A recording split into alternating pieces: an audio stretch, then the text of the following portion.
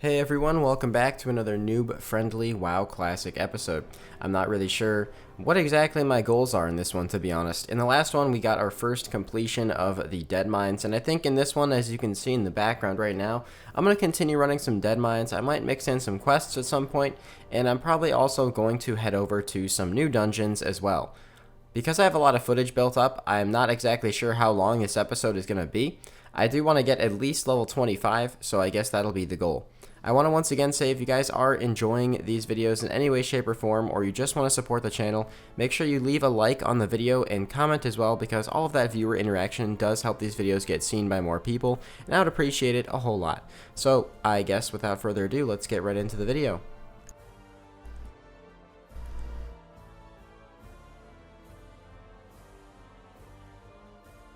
Oh, hey, Pog. Level 21. I guess I just go for increased range on Nature's Reach. I gotta figure out where my next talent points are going here. But yeah, level 21, baby. Oh, you did? Oh, Sam is king of the pets, dude. You got the macaw, and now you get the Siamese cat. Wait, let's see it. Where's it at? Is it find on use? I would probably sell it. That might be worth something. Well, maybe not at this stage of the game. It'll probably be worth something like way later down the line, because everyone's grinding Dead Mines right now. So you can hold on to it, but that might be worth something. Like in, I don't know, like a month or something. Here's a bit of a tip that I'm sure some of you guys have probably already noticed, but in case you haven't, I'm going to point it out anyway. If you head to a vendor and you sell your items, you'll probably notice that there's a buyback window on the vendor as well. Now, if you notice quickly enough that you sold something, you can head to this buyback window and take the item back for however much you sold it for. Now, this is pretty useful for if you accidentally sell something that was maybe a gear upgrade you couldn't wear yet, so you just had it in your inventory. Or if you happen to have like a quest item that's vendorable for some reason, because some quest items in this game are actually vendorable. Just make sure that you're paying attention when you're selling stuff, because that buyback window can fill up very quickly, and I'm pretty sure it also resets upon you relogging. Everybody in our team has started to level up quite a bit now, so we are heading over to a new dungeon. This one's Shadowfang Keep. I think it's a bit of a trek to get to, but it shouldn't be too bad. There's going to be new loot, slightly higher level mobs, so kind of excited to see a little bit of a change of scenery. Hopefully we get a bit faster XP in there too. I mean, I'm already level 22, or almost level 22 already, so guess we'll have to wait and see what's in there. I think this is the area that introduces the concept of Worgens, which becomes a playable class in Cataclysm, but in Classic it is not. So, yeah. Now, honestly, if you're Alliance, I really wouldn't recommend going to Shadowfang Keep, because this is about like a 20-minute venture just to get there. So, yeah, I wouldn't really recommend it. No particularly close flight points either. Shadowfang Keep is a really interesting dungeon. Since I'm an Alliance player, and if a lot of you guys are Alliance players as well, you might not be used to seeing it just because of how far away it is and the fact that it's in Horde territory. It introduces the concept of Worgens, which becomes a playable race further down the line in World of Warcraft, but isn't in Classic. This dungeon is a bit different than Dead Mines because it's not necessarily linear. You can choose to go certain routes and avoid certain bosses if you'd like to. My team decided to do full clears for the most part, and we decided to try and stay here pretty much as long as we possibly could, just because the trek to get back was really, really long, so we wanted to at least get a couple levels while we were out here. You're gonna kill me, I'm in the back! We're fighting, let's go, dude! I'm rooting this guy's pet. Who ooms first in this war? Alright, they're running. Back up, back up. They're taking us to the city. Just run, run, run, run, run. There's another guy on the road. Wait, he's level 24. Are we killing him? We're killing him. Get him. Get him. Get him! He put a curse on me. Now, this concept is a bit weird, so I'm sorry if you guys don't understand, but feel free to ask in the comments down below. As you can see right now, I'm running right next to a Horde character. Even though I'm on a PvP realm, I can't attack this Horde character right now. The reason for that is because I'm in Horde territory. If you're in contested territory, you can attack people pretty much wherever. However, if you are in a faction-dominated territory, the people who are of that particular faction cannot be attacked unless they attack you first. However, if one of them attacks you, they will then be flagged for PvP, and they will be attackable by players of the opposing faction for a bit. I'm not exactly sure how long that lasts, but they will be able to be attacked once they attack you. So my friends went in the instance before me, and this presents a very good learning experience and opportunity for you guys. So as you can see, now that these players have started attacking me, they then become attackable themselves as they are all flagged for PvP. I think I mentioned this before as well, but a PvP death isn't very punishing in World of Warcraft. It is in this specific instance because I have to run very, very far to get back to my body. However, your gear doesn't degrade very much, if at all, when you die a PvP death, so there's not too much to worry about aside from just a little bit of time having to run back to your body. Not only does this dungeon introduce the concept of Worgen, but it also introduces something else that's very nice. And that something else is a new piece of armor, the shoulder slot. Now, although this doesn't really have stats, it's still nice because it's introducing a piece of armor that has yet to be filled on my character, so that's going to be really nice once these start to get some stats to them and I can actually start to build up a bit more of a full armor set on my character.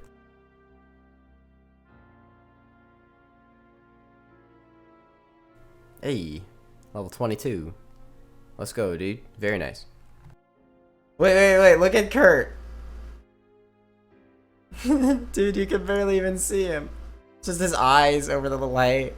Now, I don't think I've introduced this concept yet, but the last boss in this instance is level 26. Now, we're not level 26. We're all 4 to 5 levels lower. So, why is this a big deal?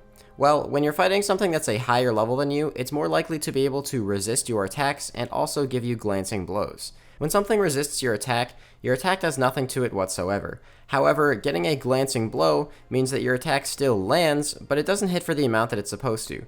For example, if I have a spell that's supposed to deal 100 damage, but it only hits for a 30 to a 40, that means that it was a glancing blow.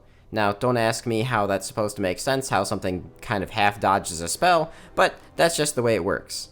This boss fight's actually also very interesting because it actually has mechanics. The boss will randomly, it seems like, curse the tank to turn into a Worgen temporarily, meaning that you need to have someone else pick up the aggro on the boss or just be ready to heal your team. It also kind of introduces the concept of line of sight. Now, I don't think I've explained this one yet either, but in order for you to cast a spell on someone or something, whether that be a heal or a damage spell, you have to be able to see them. Now, some objects in this game are a bit wonky and you can actually cast through them, but as you can see, what our tank is doing here is, when the boss is getting ready to cast a spell, he's very frequently trying to run to the other side of the wall so the boss can't actually see him. If the boss can't see him, the boss can't hit him, and the spell will then not be casted and he won't take any damage. This is probably a concept that I'll dive a lot deeper into when we get more into things like PvP combat, because it's not super relevant in a lot of instances in PvM, but it's still something that's good to know, especially if you're a lower level and struggling with an instance that's a bit higher than you. Hopefully we get a little bit of XP. Clap. Yes, Jesus. That was a brutal fight, dude. Oh, those are disgusting. Needing them. Those are disgusting, dude. Wait, how do they look? Oh, those look pretty good. Now, a lot of you guys have probably already seen these yourselves, but in some dungeons you will find the occasional locked chest.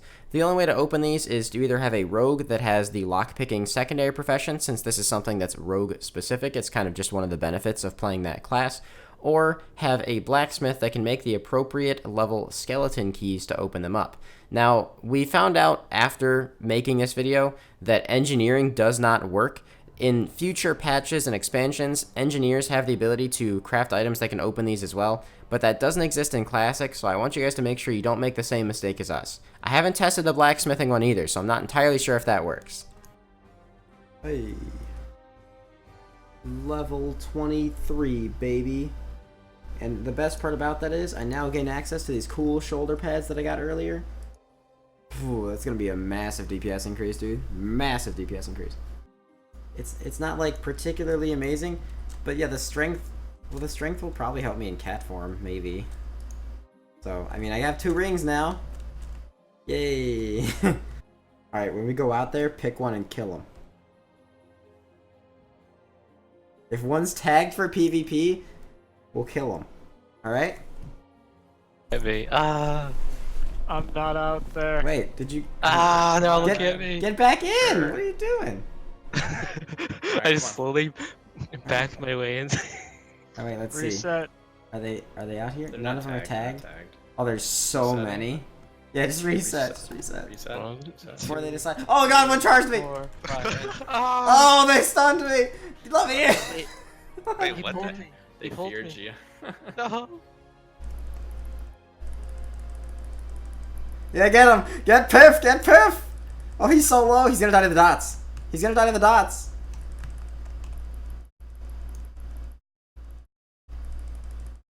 Just back up. Just back up. Just back up.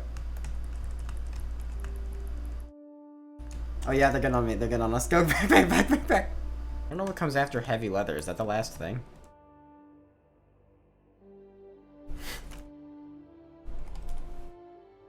Oh! Oh! Look at that, dude. Get freaking wrecked. Oh, that better be worth it. There better be some goodies in here, dude. Give me a blue for that. Oh, there's nothing good in here at all. This is all garbage. Feels bad, man. What's gonna happen? What? Oh, Jesus fucking Christ! What the f***? I got teleported outside the instance. Like, I'm outside, like where I actually fell. After a couple hours of doing that dungeon, we all decided we wanted a little bit of a break. So I decided I wanted to go off and do some questing for a while, and that is exactly what I did. I headed over to a new zone and decided to pick up some of the quests in that area. I can't get out. There's no way to get out of this chimney. I have to actually waste my hearth and hearth out of here and fly back because I'm stuck in the chimney, man. I mentioned a while ago that I picked up skinning as one of my primary professions just to vendor the leather and make some extra money. I am now of the level where I can go train and unlock the last 75 levels of the profession. However, my character has to actually be an overall level of 35 before I can even do that. I leveled.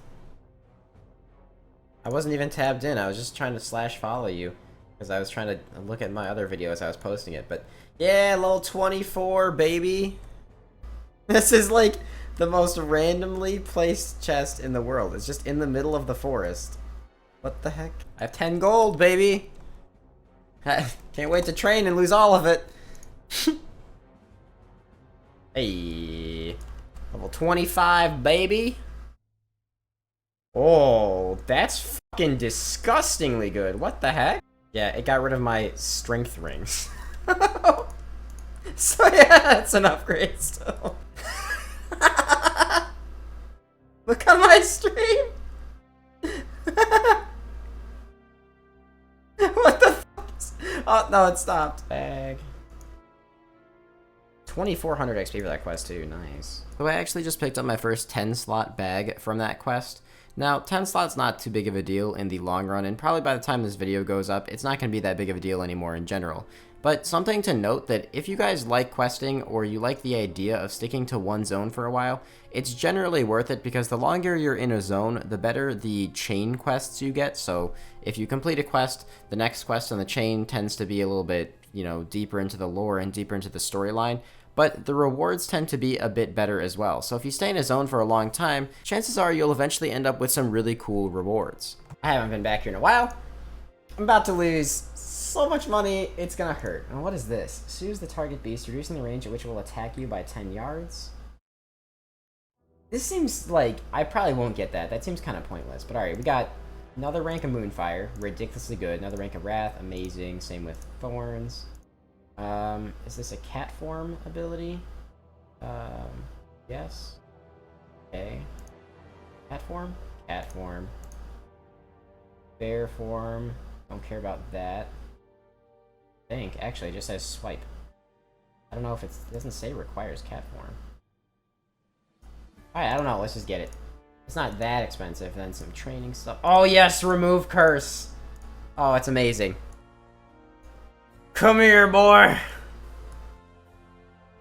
He doesn't see it coming.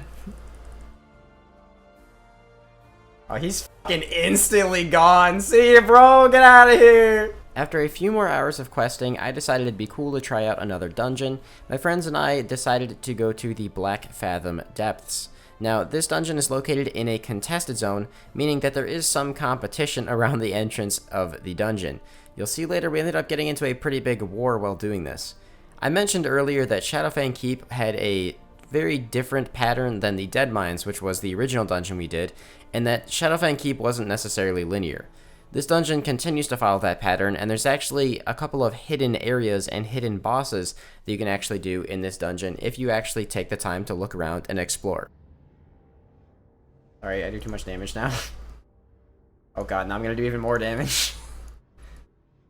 Oh, that was me. Large chest, what do we got? Shimmery Gloves of Fiery Wrath. That's probably hot garbage because it's fire spells. Hit the altar. You get a cool debuff buff. Now after you kill what's supposed to be the final boss, you're supposed to light these little fires here. However, in future expansions, I remember lighting all of them at once, so that's what we did, and that was a big mistake.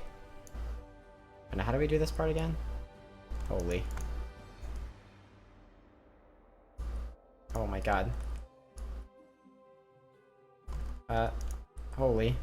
Holy. Holy.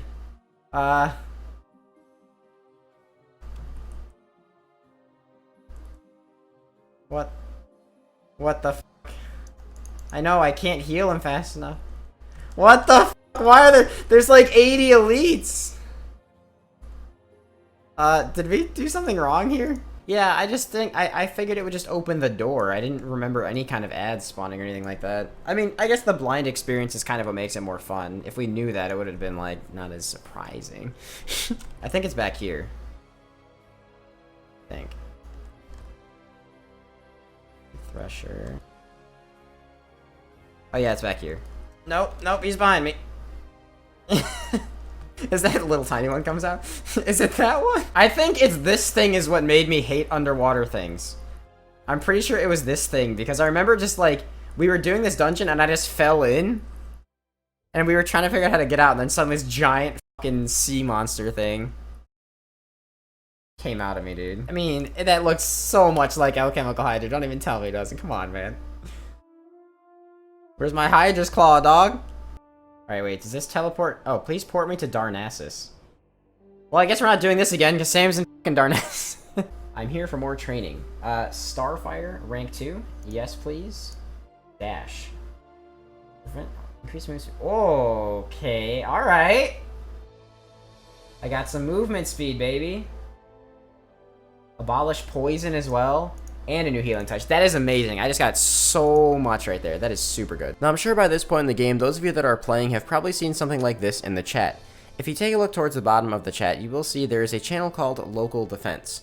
Now, this channel will start becoming active if there are players of the opposing faction near or in any of your territories. So as you can see in the chat right now, there are two things that it says are under attack. This means that for me, there are horde players located in these zones that are attacking NPCs that are in these zones. This is kind of here to let you know that, hey, there's people of the opposing faction. You can go attack them. Or you can use this as a way of thinking, I might avoid that area for a while because it seems like there's some people of the opposing faction there. So pay attention to this local defense channel, especially if you're in a contested zone. If you remember earlier, I mentioned that there was sometimes great competition and fighting outside of dungeons in these contested zones. Well, prepare for the Great War of Black Fathom Depths. Alright, get the mage in the back. Ready? 3, 2, 1, go.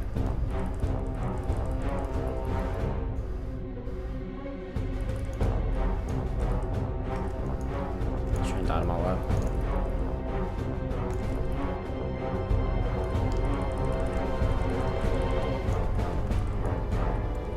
The last thing to do.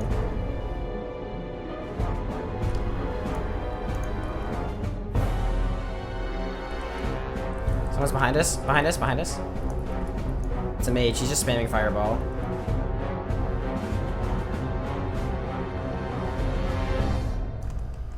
Oh, there's like fucking 3 teams here.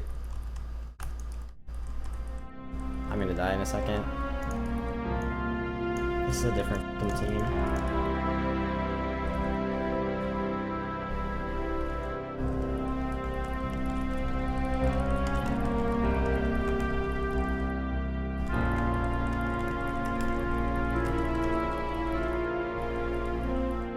Oh god, there's one more right next to you.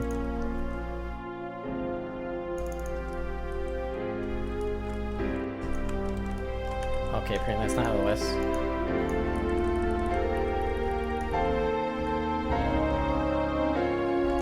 There's a healer. Maybe we don't walk too far that way. There's elites over there.